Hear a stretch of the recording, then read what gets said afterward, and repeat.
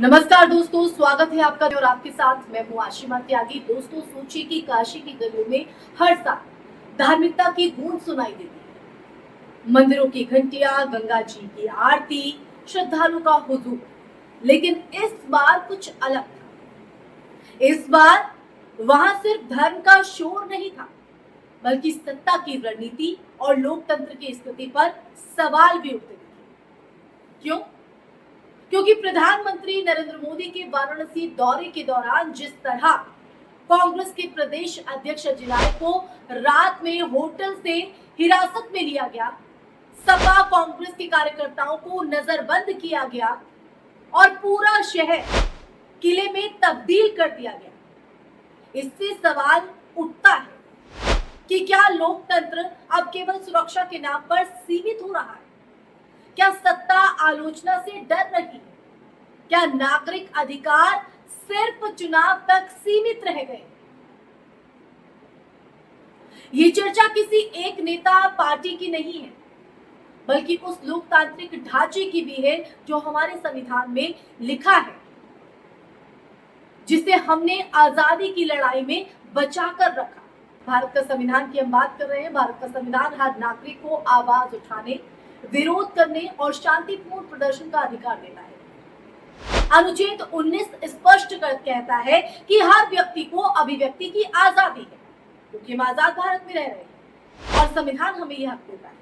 लेकिन सवाल यह है कि जब प्रशासन कहता है कि विरोध से प्रधानमंत्री की सुरक्षा खतरे में पड़ सकती है, तो क्या ये तर्क पर्याप्त है? क्या पुलिस और प्रशासन को हर विरोध को रोकने का अधिकार मिल जाता है? कानून कहता है कि निवारक हिरासत या नजरबंदी तभी की जा सकती है जब किसी व्यक्ति या समूह से वास्तविक खतरा हो। सिर्फ राजनीतिक असहमति इस खतरे का आधार नहीं बन सकती।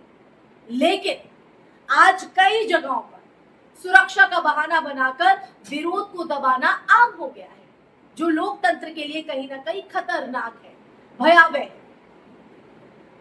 इसलिए आज हम इस पर चर्चा कर रहे हैं।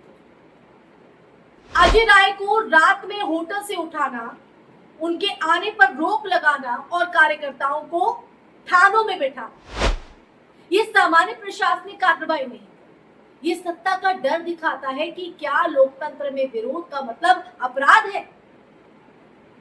प्रधानमंत्री का कार्यक्रम होने के नाम पर पूरे शहर में पुलिस का पहरा बढ़ाना और विपक्ष की आवाज को दबा देना बताता है कि सरकार आलोचना को खतरा मान रही है। क्या यही लोकतंत्र का चेहरा है?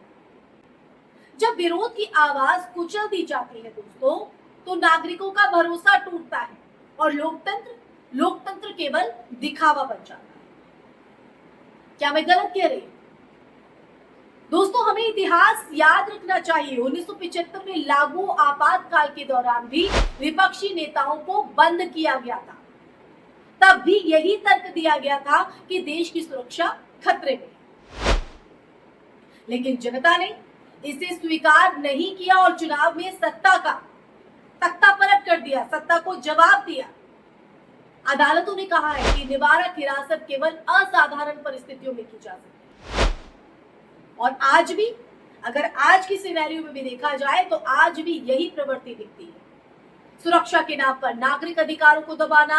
अगर हम इतिहास से सबक नहीं लेंगे तो वही गलती दोहराई जाएगी। लोकतंत्र में हर बार सत्ता को जवाबदेह बनाना जनता का अधिकार है। दुनिया के कई देशों में सरकारों ने आलोचना दबाकर खुद को मजबूत दिखाया, लेकिन धीरे धीरे जनता का भरोसा खत्म हुआ, भ्रष्टाचार बढ़ा, लोकतांत्रिक संस्थाएं खोखली हो गई।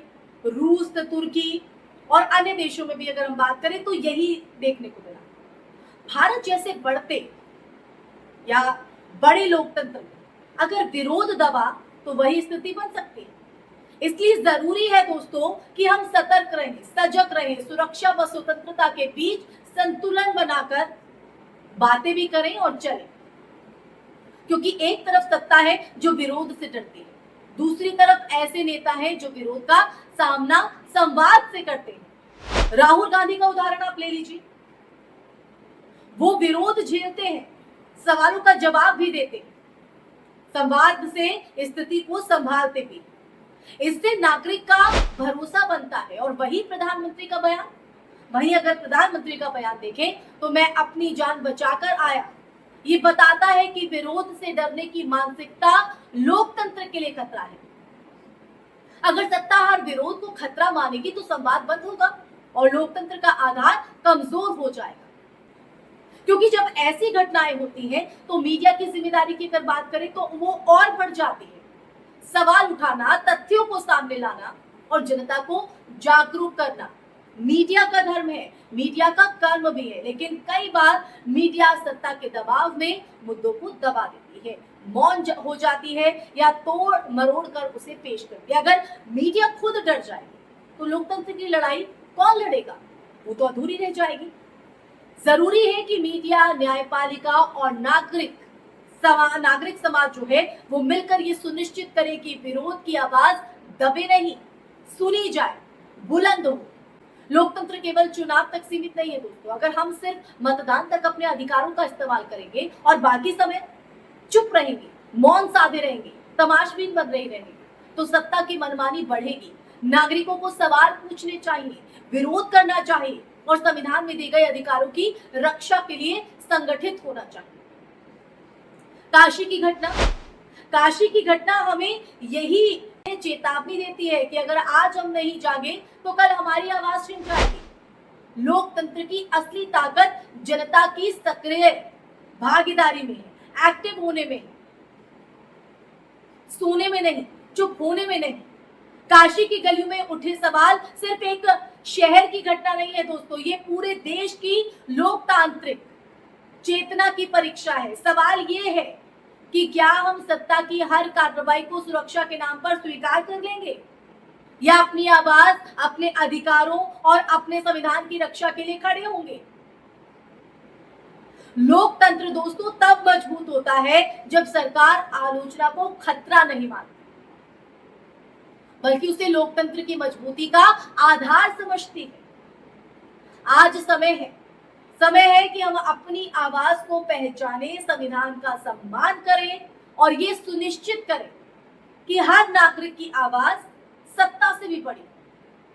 यही लोकतंत्र की असली परीक्षा है और इसका परिणाम हमारे भविष्य का निर्धारण करेगा। तो आप तय कीजिए कि भविष्य का जो निर्माण है वो किस तरह से करना है। इसी के साथ इस चर्चा में मैं यही विराम लगाना चाहूंगी। फिर हाजिर होंगी एक नए टॉपिक के साथ। लेकिन ये चर्चा आपको कैसी लगी? पसंद आई, ना पसंद आई, सहमत हैं आप इस बात से, असहमत हैं? कमेंट बॉक्स में कमेंट करके जरूर साझा कीजिएगा दोस्तों, क्योंकि आपकी राय हमारे लिए महत्वपूर्ण है, देश हित के लिए महत्वपूर्ण। साथ ही साथ इस वीडियो को ज्यादा से ज्यादा शेयर भी कीजिए ताकि हर नागरिक तक, हर व्यक्ति तक ये सच पहुंच सके, क्योंकि ये सच उनके लिए भी उतना जरूरी है जितना आपके लिए, हमारे लिए और पूरे देश के लिए। और साथ ही साथ हमारे चैनल को सब्सक्राइब भी कीजिए ताकि ये जो संवाद का सिलसिला है वो आपके साथ यूं ही चलता रहे। इसी के साथ आप लोगों से इजाजत लेना चाहूंगी। फिर हाजिर होंगी एक नए मुद्दे के साथ। तब तक के लिए अपना ख्याल रखिए। जय हिंद, जय भारत।